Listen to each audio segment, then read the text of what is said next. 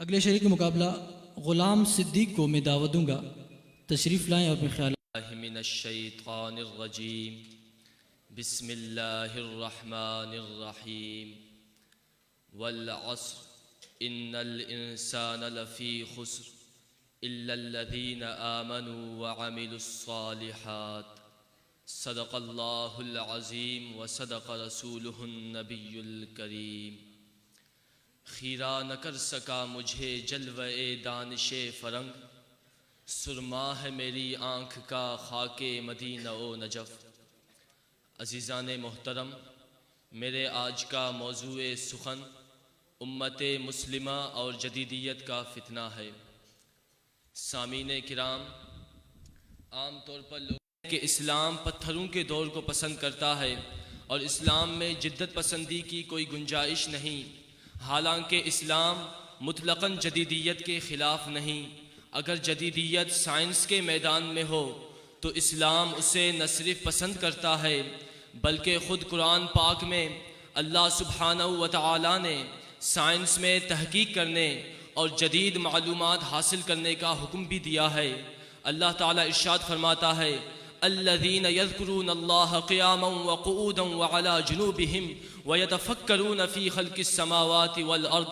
इस आयत मुबारक में मोमिनों की एक निशानी ये बयान की गई है कि वो आसमानों और ज़मीनों की खिलकत में गौर व फ़िक्र यानी तहक़ीक़ करते हैं। अल्लामा इकबाल भी मोमिनों को एक जगह तहक़ीक़ करने और जदीद मालूमात पेश करने पर उभारते हुए कहते हैं, किस तरह हुआ कुंद तेरा निश्तरे तहक़ीक़, किस तरह हुआ कुंद तेरा निश्तरे तहक़ीक़, होते नहीं क्यों तुझसे सितारों के जिगर चाक। अज़ीज़ान मोहतरम, अगर हम अय्याम माज़िया में देखें तो हमें बहुत से ऐसे मुसलमान साइंसदान मिलेंगे जिन्होंने कई पुराने नज़रियात को बातिल साबित करके एक जदीद नज़रिया पेश किया, जिसे रफ्ता रफ्ता पूरी दुनिया के साइंसदानों ने न सिर्फ तस्लीम किया बल्कि इन्हीं जदीद नज़रियात को बुनियाद बनाकर खूब तरक्की भी की।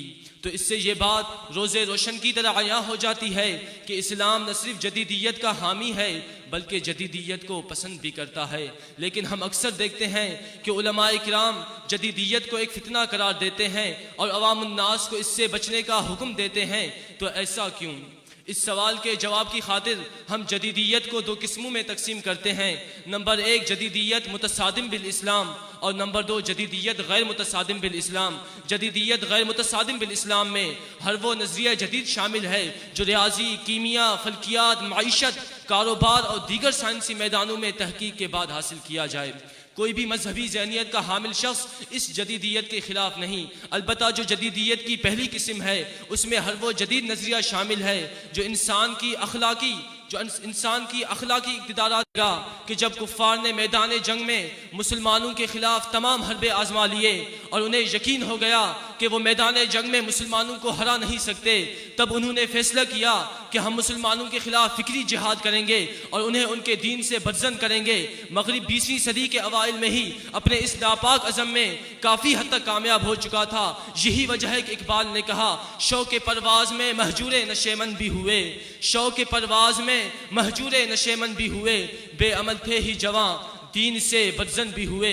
इस शेर से वाज़े होता है कि किस कदर चालाकी से मग़रिब ने अपनी फरसूदा फ़िक्र हमारे नौजवानों के जहनों में उसी वक्त मुंतकिल कर दी थी। सो वो लोग तो अपने फरसूदा निज़ाम को दुनिया पर कायम करने के लिए हर मुमकिन कोशिश कर रहे हैं, लेकिन यहाँ कुछ हमारी जिम्मेदारियाँ भी हैं कि किस तरह उनके नापाक अज़ाइम को खाक में मिलाया जाए। इसके लिए सबसे पहले तो हमें अपना हल्का अहबाब वसी करना चाहिए। नंबर दो, स्कूल, कॉलेज और यूनिवर्सिटियों में असर व रसूख पैदा करना चाहिए, क्योंकि अक्सर इसी उम्र के नौजवानों को दीन से बर्जन किया जाता है। नंबर तीन, दीन पर आने वाले एतराज़ात का खैर मकदम करके मोतरिज़ को तसल्ली बख्श जवाब देना चाहिए। नंबर चार, अंग्रेज़ी में महारत हासिल करनी चाहिए, क्योंकि कहावत है कि दुश्मन की जुबान सबसे बड़ा हथियार होती है। नंबर पाँच, अपना किरदार मजबूत करना चाहिए, क्योंकि अफ़आल अल्फाज से ज़्यादा ऊंचा बोलते हैं।